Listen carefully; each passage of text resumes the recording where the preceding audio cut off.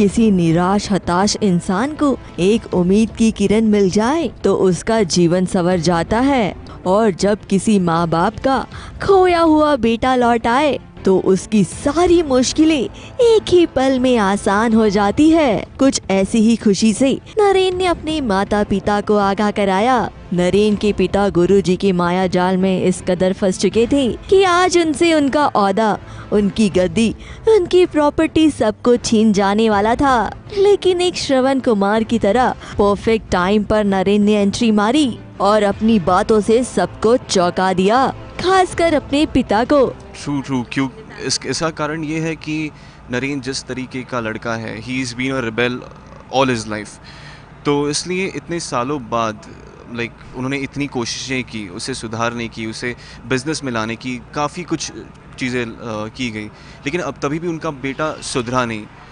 और जब ऐसे लग रहा था कि हाथ से सब कुछ छूट रहा है, और तभी अचानक से लड़का आता है और ऐसी चीज़ें कह देता है कि it is so emotional. Father बहुत ज़्यादा इमोशनल हो जाता है और उनकी आंखों से पानी आता है।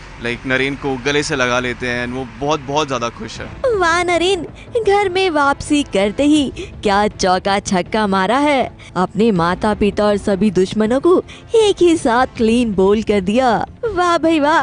पूजा, आपकी तो दाद देनी पड़ेगी। ट्रेनिंग हो तो ऐसी जो वैरागी को भी वैराग्य से खींच लाए और सही कदम लेने पर मजबूर कर दे।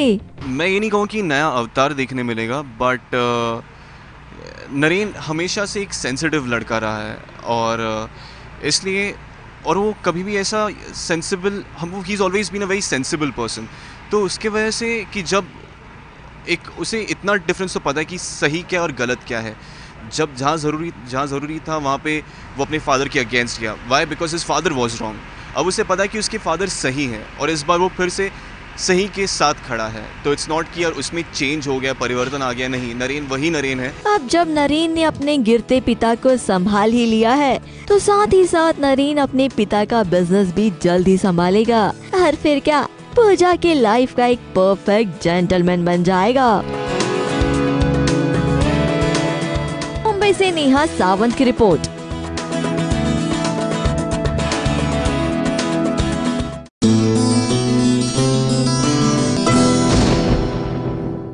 ये है एबीपी न्यूज़, आपको रखे आगे।